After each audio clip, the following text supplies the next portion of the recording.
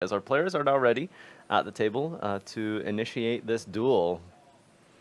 All right, that's a good start here. We've got Salamangreat Circle, somewhat recently put back to 3 as well. Going to get the Gazelle from the deck here and see what he can line us up for in this matchup here. Centurion is a deck that I think has not seen as much popularity as I thought it would. It really is just one of those one-card combo style on your opponent and set up a potential Calamity Lock.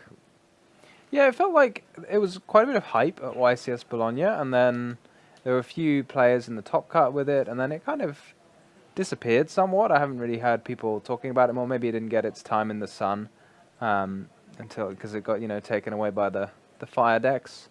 This is really interesting, by the way. I'm noticing that the combo line that we've gone for in Salamangreat doesn't appear to be quite standard, as we're actually summoning Wicked. Yeah, I've not seen this card. I mean, it makes sense, right? Because it searches Cyber's monsters. Cyber's tuner specifically. Oh, does it search a tuner specifically? What's the tuner in... I guess we'll find out in just a moment here. That's going to be an Ash Blossom, however, on the new chain. Yeah, I've not seen anybody synchro summon in Salamangreat, although I think it does actually... Does it have synchro monsters? They have a new tuner now, and they do have some new synchro support. I'm not sure if we're actually playing it. We'll see if that ends up coming down here, as this Ash Blossom is going to prevent a little bit of gameplay. But we're going to keep playing and link into Balinks. We've already got our field spell searched out.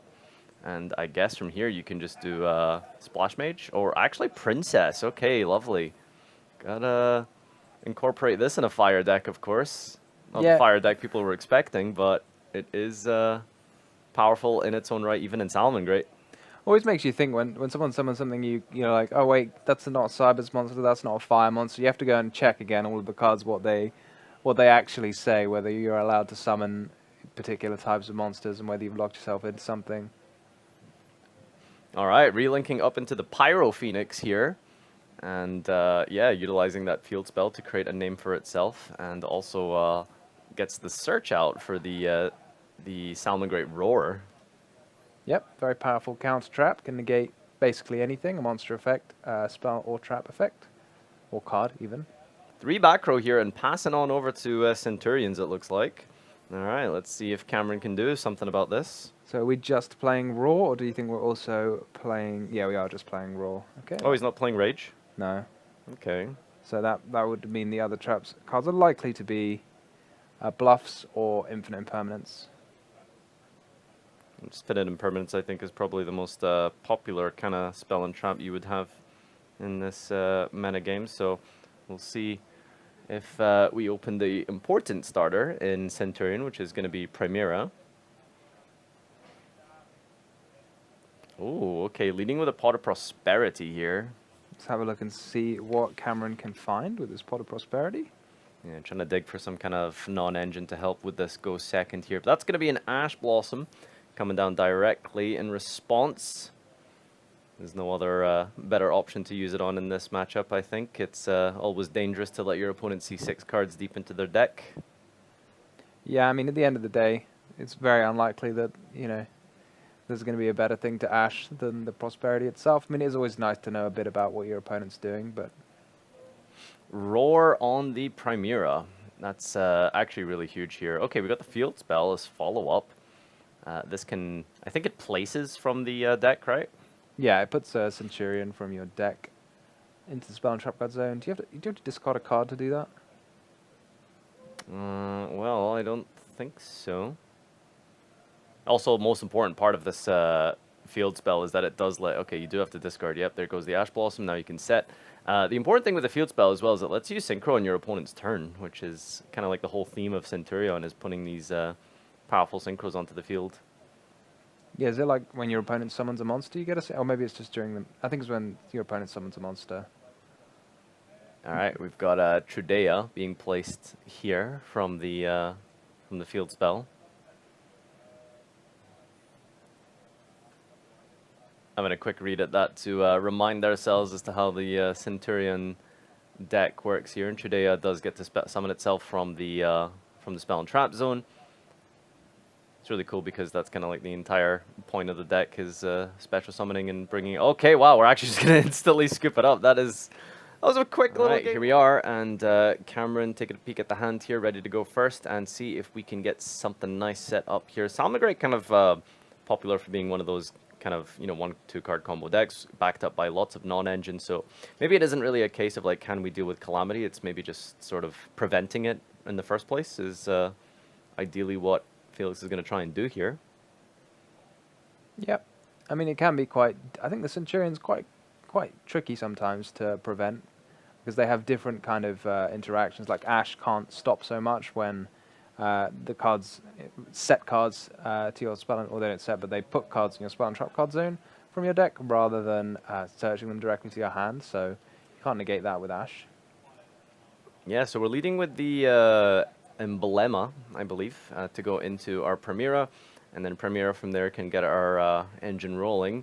So a strong start here by Cameron. You always want to see one of these cards going first, so this is pretty decent, and I think quite a good lead so far for this game number 2 here.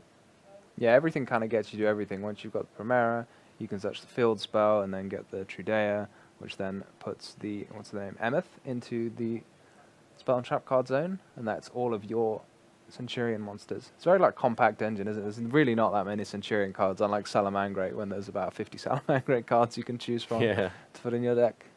Emmet the 6th, I mean, gosh, I wonder what's happened to Emmet the 5th, 4th, and 3rd, 2nd, and 1st. Maybe that will appear one day in the future. Here is the Trudea being placed here. And now back into the deck we go for more combo pieces.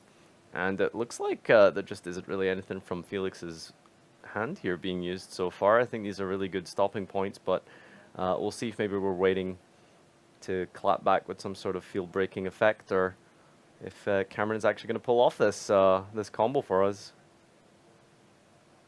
It's very cool being able to play level 12 synchros. I think, It's an obscure number, right? Yeah, it's not that many decks that have been able to use level 12s in the past, but I suppose Vanadium can also do it now, so. All right, Prosperity digging here, and it doesn't look like we have an answer to that.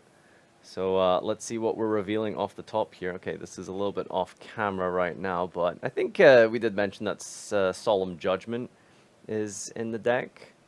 So it might be trying to set up this field here with also that powerful backing of the Solemn. Or just generic non-engine, right? Like you want something here that can stop your opponent from playing because you've got everything you need anyway. Yeah, once you've got your engine going, then it's always nice to pick up some non-engine. That's one of the beautiful things about Prosperity is if you draw it and you don't have any engine, you can just activate it and try and find some. But then if you do, then you can get all your engine out your deck first and then have a look for some backup. Yeah, no, it's an incredible card that has been popular for ever since its release, really. Multiple different decks utilizing that ability to just dig deep and without any real major restrictions. Not being able to draw for the turn, I suppose, is not too bad for some archetypes. It's not really a lot of draw power in some of them. And here is our 12 being synchro summoned to the field now. He's going to have to forego a draw here, right? Yeah, but you're not probably too upset about that, right? Like, you got a nice little pickup off that Prosperity. Didn't quite see what it was, but it must have been something really important as we get our field spell in play as well, which is really important. That's going to be able to let us do more synchro plays on our opponent's turn. Yeah, we've got 12 points of synchro material. 12 points of synchro material. 12 points. Let's you get a level 12. All right, 3 back row as well. Really strong here, and also placing the Primera in the spell and trap zone as well. The only thing preventing us is the number of zones that we have for even more power back there, so that's really cool by Cameron, as feeling we can do about this. Lady Debug. You could activate full. Do you remember Full House? Full house. I can't remember if you need 3 face-ups and 2 face-downs, or 2 face-ups. 2 face-ups. There you go. Yeah, you could do like cool things where you activate a card and then target your activated cards, and then one of your opponent's face-ups. Lady Debug will be hit by the Infinite Impermanence, which is pretty strong here because there's not really a ton of ways to keep extending from here. Because usually having Salamangreat monster names like specifically on the field is pretty good, because when you link off you can trigger Gazelle. But on resolution here, we are going to use the Primera plus the field spell here, and we'll see what our next line of synchroing is going to be as we create the chain, forming the Trudea here, as well as Ghost Bell. That's actually pretty strong here, preventing the revival. It does feel bad to like throw a ghost spell at your opponent's field when they've already got so much going on, but I guess it's better than your opponent resolving a calamity against you. So Yeah, I think it's kind of almost doing what it needs to, but then we just go into the Crimson Dragon regardless. So not actually preventing too much. I mean, you might as well Ghost Bell. There's nothing else to really hit here, but this Crimson Dragon is now online. All right, and then Resolution as well, making sure that we don't make this thing miss timing. And there it is! Red Dragon Archfiend Calamity causing an insta-scoop by Speedroid Felix. Terratop is a card I haven't seen put in Salamangreat decks before, but that makes a lot of sense when you get such easy access to a rank 3. Yeah, I think it's really interesting because recently it, obviously came back to 2 on the Forbidden Limited list. So just having, that 2-1 engine allows you to, okay, wow, Ghost Bell coming down here on that spinny. But yeah, rank 3s are a little bit important. And okay, just gonna set one and pass. Wow. Ghost Bell preventing the special summon of the spinny from the graveyard. And it looks like Felix just doesn't have any way to keep playing. So one single back row here. And a dream. Did we even search with a bailing spell? I didn't actually notice. Maybe we've hard drawn the field spell. Yeah, that's always a sad moment, drawing the field spell, because it's supposed to be one of those, like, it's definitely not a card you would put in your deck if you had to draw it. Oh, that's huge. Primera, all 3 games. Can't complain about that. Being hit with an infinite impermanence immediately on summon. Cameron just having to think here. He does have 3 copies of Crossout Designator in his deck, so maybe that's what he was thinking about. Yeah, Crossout Designator, we talked a little bit about that card earlier, but such a powerful card in this format with people playing so many different hand traps and stuff, and also in mirror matches it obviously has that huge blowout potential as well, hitting the right cards, although don't think Cameron's played too many mirrors today. Got the field spell follow-up, by the way, which is absolutely huge here. I don't think this infinite impermanence actually does anything now because of that.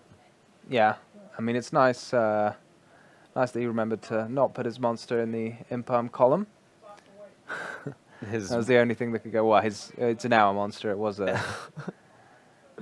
But yeah, it's always a bit sad if you activate imperm and then your opponent just activates the card they were going to search anyway. One of the worst things that you can do indeed. All right, there's the destruction effect coming out here, removing the bailings from the field and also getting a draw in the process. So yeah, nice little one-for-one trades this deck can offer you here. All right, well, not much else for Felix here. Full field has been completely cleared, and the name of the game here for Cameron is, will he be able to push forward with enough damage? It doesn't look like it. We're just going to go straight to the battle phase and hit for 3,000. It is 3k, right? I think it might be 3-5, actually. Oh, yeah? It's a level 12. Yeah, it you've has got to to be. have a lot of attack if you're a level 12. Better be huge. All right, well, Felix does get to fight for another turn here, so that's pretty... it's some sort of redeeming factor here, but Cameron not really setting up much here. Any back row potentially? Yeah, he's got to have something. I think his deck's packed full of defensive cards. And then he's going to get to put another Centurion back into his spell and trap card zone. Yeah, passes back here with 2 back row with the Primera locked and loaded for another play on the opponent's turn here. Will of the Salamangreat is activated. It's going to be able to special summon from the hand or graveyard. That Spinny's going to come out of the graveyard on its second time of trying. Yeah, so you got the Spinny being brought back from the Will, and then you can also normal summon Ghost Spell apparently. 3 is 3, so it does let you go into Stalio. No synchro summons, unfortunately. Yeah, not quite yet. Here's the Mirage Stalio activating. This is going to be a little bit of a choke here for Felix. Do we have anything to prevent this? Yeah, it looks like we are going to flip Infinite Impermanence into Crossout. Into Crossout for Crossout. Don't you just love these Crossout wars? There we Incredible. go. Crossout can negate itself, right? Yeah, you can. Do you, when you play it, do you always make sure that you like declare the card name before you look in your deck? You gotta like declare first for some. Yeah. Or you can have like an embarrassing moment where you like declare a card that you aren't actually playing. Like, I'm sure that was in my deck, and then you look in your side deck and think, whoops. I have genuinely been in a situation where I crossed out declared impermanent. Oh no, I actually don't have that. Whoops. Decided out. Can happen. But not here for Cameron, as we have the exact card that we need for this specific stop on Stalio. But we do still have Spinny in the grave, so we can bring that out. maybe go for a little bit of link climbing. Remember, Stalio does have a semi-relevant effect in the graveyard. Wow, Ghost Bell as well on Spinny. That is so rough. Yeah, Oh, that's the no. second Ghost Bell on that Spinny. It's been having a rough time today. Yeah, Spinny just not catching a break here, and then it looks like we're passing turn, and then we're going to be using the effect here in response, or like in the end phase, to place the Trudea, and from here, we can just do this whole combo and loop again. Just summon out the Primera, and then Primera can place, and then Trudea bring itself out and try and end this duel here. Yeah, it's got such good recursion. The Centurion deck, you just get a few more monsters back, and then all of a sudden, the same thing happens that happened last turn. Like a lot of decks, they go through their whole deck on the first turn, and they do a lot, like, for example, the plant deck. But in the case of Centurion, it's very, like, conservative with what resources it uses from the deck, and then it just lets you do the same thing again next turn. Yeah, I think that's like one of like the appeal of this deck for a lot of players, is that it has that very, very consistent, resource loop that allows you to keep going turn after turn as you whittle your opponent down with things like disruption, like that Ghost Bell we just saw, and the infinite impermanence, and then from there you can kind of, just put yourself in a commanding position to not necessarily end out the game in one turn, but just grind through to enough where your opponent just doesn't have a way to play here. We use the destruction effect to remove the Stalio, but that Balinx is going to be able to protect on resolution. And that is the end of the duel. Okay, great. That